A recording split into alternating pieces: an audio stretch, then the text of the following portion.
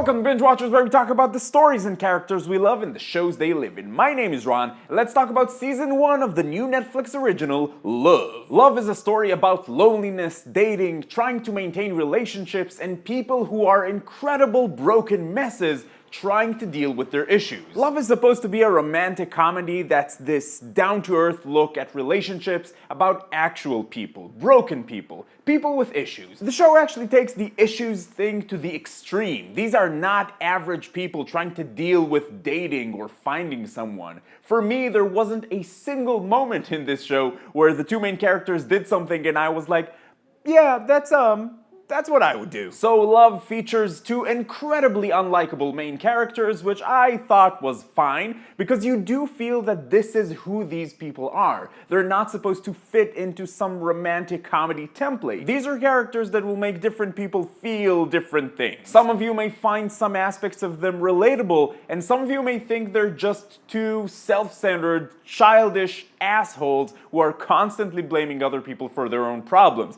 which is exactly how I felt the whole time watching this show. And I actually think that's a good thing about the show. Love definitely goes in the same general direction as Master of None, mostly in trying to show different perspectives on situations you might be familiar with and trying to feel very real and not acted. Relationships are a big part of Master of None, but not the sole focus. It is, however, the center and focus and everything in Love. A lot of the time, Love, and I mean the show, not the emotion, does feel real.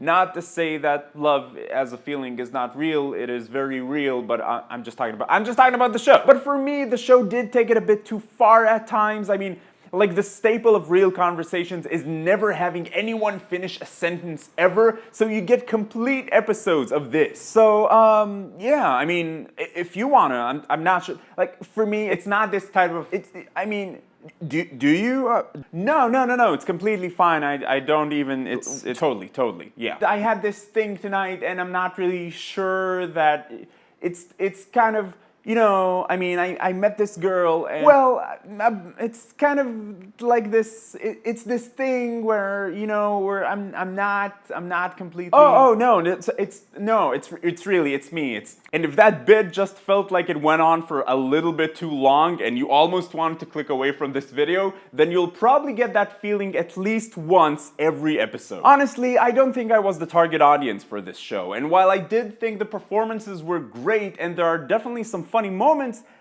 I was just bored most of the time. It was interesting to see relationships and dating from the perspectives of people who are so different from everything I am as a person, but that was pretty much it. I just got bored every episode, and it felt weird because the acting's great and there's an interesting story there, but every episode makes one point. And once that point was made, I felt there wasn't anything to keep me there for the rest of the episode. So it's not even a pacing issue. It's this feeling of, okay, so what are we doing here? I don't mind shows that are slow if there's something to back it up. Heavy, slow dramas like Bloodline or The Fall are just that, slow and heavy and require thought and investment, and I love it. Here I felt there was a lot of nothingness just for the sake of giving you that feeling of realness, which sometimes definitely works, but most of the time, what can I say? I was just bored. Much like the characters in the show, I was constantly on my phone. I feel that Love and Master of None went after similar things in different ways.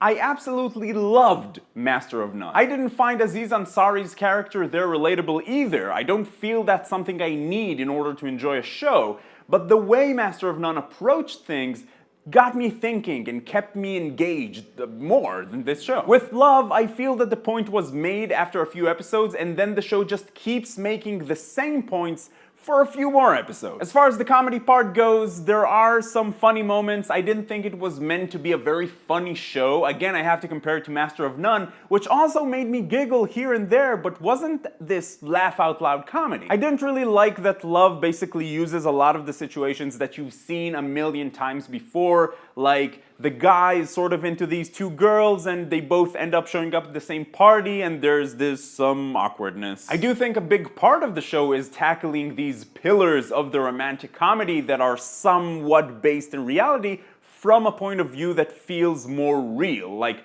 what would actually happen in these situations. But for me, it did just feel like I'm watching the same things that I've watched before. Bottom line, should you watch it? I don't feel like I'm the most qualified person to review this show, as I don't think I'm the intended audience for it. Having said that, the audience for this show definitely has an overlap with the audience for Master of None, which I did very much enjoy. So as always, I can only give you my opinion, but I'm sure you'll find others in the comments down below.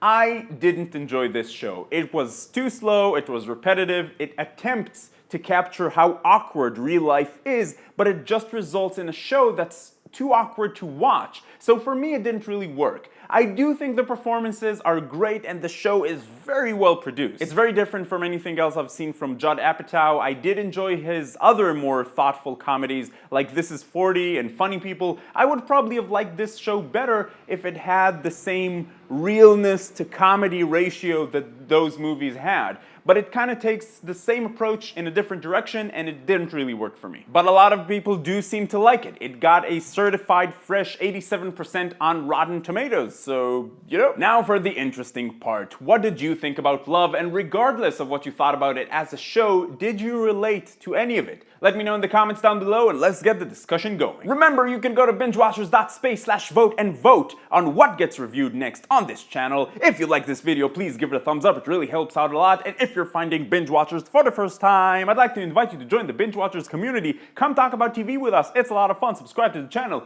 But in any case, keep binging and I will see you next time.